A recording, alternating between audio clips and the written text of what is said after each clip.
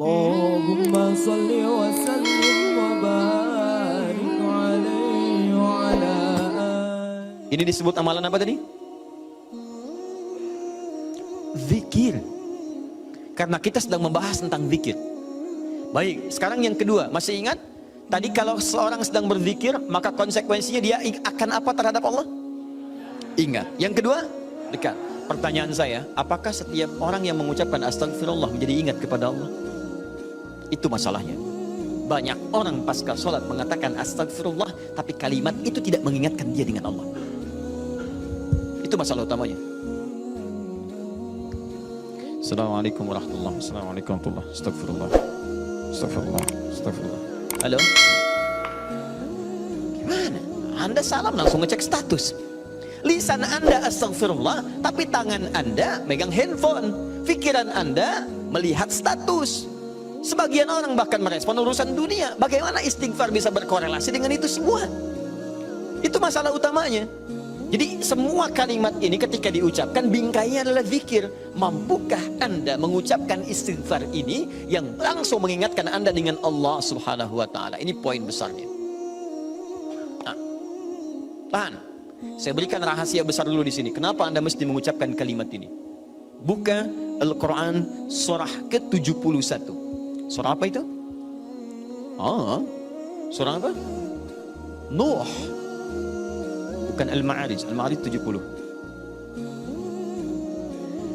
Ayat 10. Kalau mau dari ayat 9-nya sampai dengan 13. Kemudian saya kotaki ayat 10-nya. Nih, 10-nya saya kotaki di sini. Ini yang pentingnya. Awas, awas. Nabi Nuh alaihissalam berdakwah kepada umatnya. Berapa tahun? 950 tahun. Masya Allah, 950 tahun berdakwah kepada umatnya. Bahkan dakwanya terang-terangan juga sembunyi-sembunyi, pelan dan silent. Ya, ada yang silent, ada yang terang-terangan, kencang. Ayat 9-nya, "Tsumma a'lantu lahum wa asrartu lahum israra." Aku berdakwah kepada mereka kadang terang-terangan, dengan kencang, sampaikan dengan terang. Tapi kadang juga aku sampaikan dengan pelan, dengan silent. Ada orang-orang yang memang secara pelan aku sampaikan halus, sesuai dengan tipikalnya. Ada yang langsung aku sampaikan keterangannya dengan seterang-terangnya. Tapi tahukah Anda, selama 950 tahun berdakwah itu, yang terang-terangan, yang sembunyi-sembunyi, kalimat pertama apa yang dimintakan Nabi Nuh kepada mereka? Perhatikan ayat 10-nya. "Faqultu astaghfiru rabbakum innahu kana ghaffar." Rahasia pertama. Perhatikan baik-baik. Kalimat pertama yang disampaikan Nabi Nuh alaihissalam kepada kaumnya 950 tahun. Masya Allah. Lihat baik-baik. Baik terang-terangan, baik dengan sembunyi-sembunyi, pelan-pelan ataupun jahar. Apa kalimat pertamanya? Faqultu astaghfiru rabbakum. Aku katakan pada mereka istighfar kepada Rabb. Istighfar, istighfar. Ini. Nah, ketika Nabi Nuh mengatakan istighfar pada Rabbmu, istighfar pada Rabbmu, apakah kalimat Qur'annya berhenti sampai sini? Tidak. Teruskan ayatnya. Innahu kana ghaffara. Rahasia istighfar yang pertama, satu, Allah akan turunkan minimal sifat ghaffar kepada hambanya. Nanti kita lihat. Apa itu ghaffar? Belum tentu. Belum tentu, tidak seperti yang Anda bayangkan. Allah punya sifat ghafir, tapi kenapa yang muncul ghafar di sini? Buka Quran misalnya surah Ghafir, Fussilat surah ke-40, ayat yang ketiga. Ghafiridz dzambi wa qabilit taubi. Allah mengampuni dosa seorang hamba. Ketika mengampuni dosa, kalimatnya menggunakan ghafir. Ghafirun, ghafiridz dzambi. Tapi kenapa Nabi Nuh menyebut dengan kalimat ghaffar? Faqultu istaghfiru rabbakum innahu kana ghaffar. Kenapa ghaffar bukan ghafir? Satu, nih.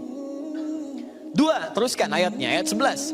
Yursilis samaa 'alaikum midrara.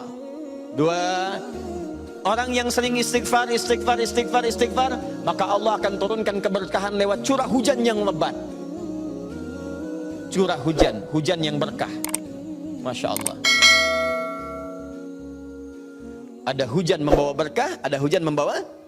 Bukan. Bukan, hujan tidak pernah menginginkan banjir. Hujan itu hanya membawa air. Baik, yang bikin banjir itu Anda yang tidak bisa mengatur airnya. Itu persoalannya. Jalur air dibuat bangunan. Air itu kan sederhana, dia hanya mencari tempatnya, dia meresap sesuai dengan tempatnya. Cuman Anda tidak menempatkan air sesuai dengan tempatnya. Itu masalahnya. Tapi ini beda. Ketika turun, airnya membawa keberkahan dalam kehidupan. Itu lain. Itu lain. Nanti saya berikan rahasia setelah ini. 3. Teruskan. Wa yumdidkum bi amwalin wa banina. Masya Allah. Ya istighfar, istighfar, istighfar. Ketika kamu istighfarnya benar kepada Allah, wa yumdidkum bi amwalin, maka Allah akan melimpah ruahkan harta benda Anda. Meluaskan harta. Banyak. Amwal bukan mal. Wa banina, bahkan keturunan.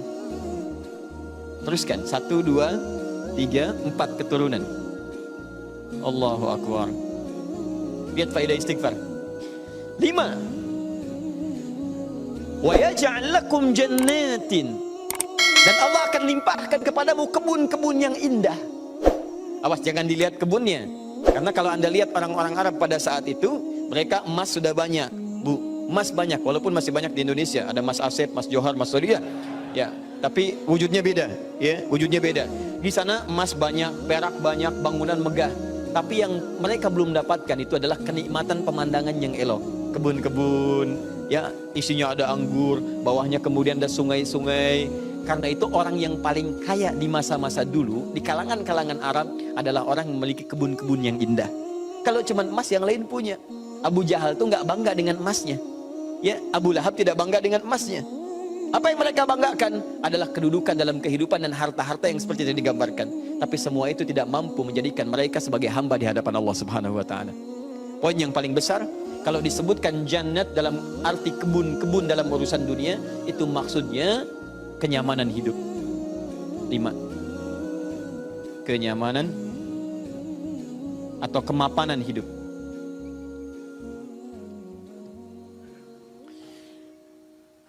Wa yaj'al lakum anhara, kenikmatan hidup. Masya Allah, sudah mapan, nikmat, kaya, tenang. Wah, ini hebat banget nih hidupnya.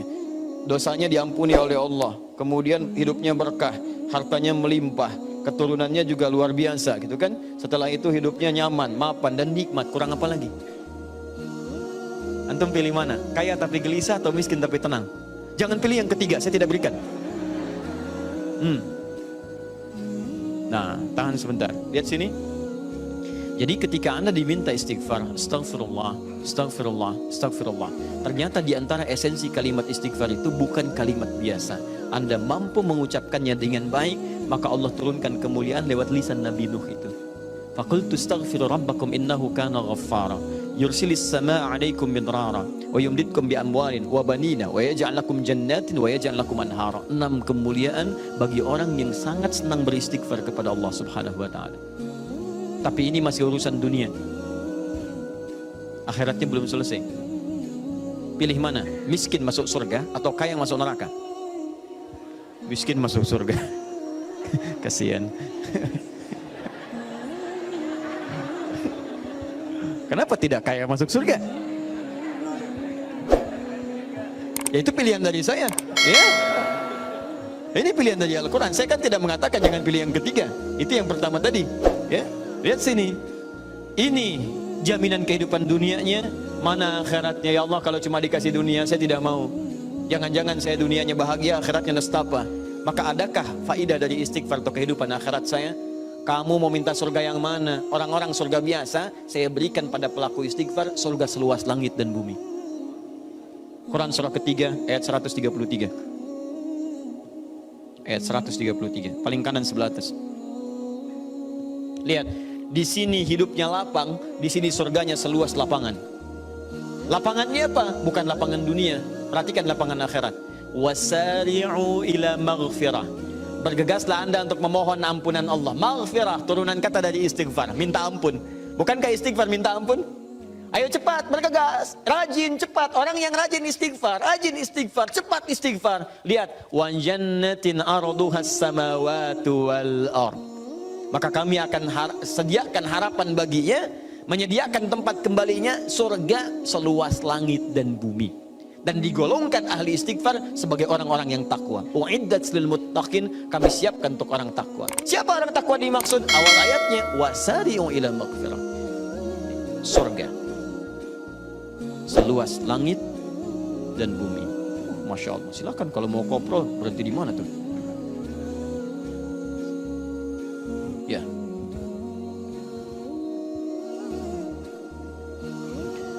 Nah, kalau ditawarkan begini, siapa yang tidak mengambil tawaran ini? Tapi persoalannya, kenapa orang banyak istighfar pasca salat bahkan lebih daripada 3 kali?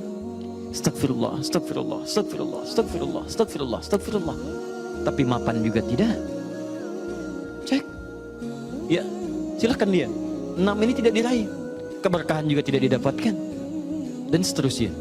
Bahkan kemarin di Bekasi itu ada yang terlihat, kami lihat di CCTV itu, khusyuk pasca sholat, kayak orang menangis, astagfirullah, astagfirullah, astagfirullah.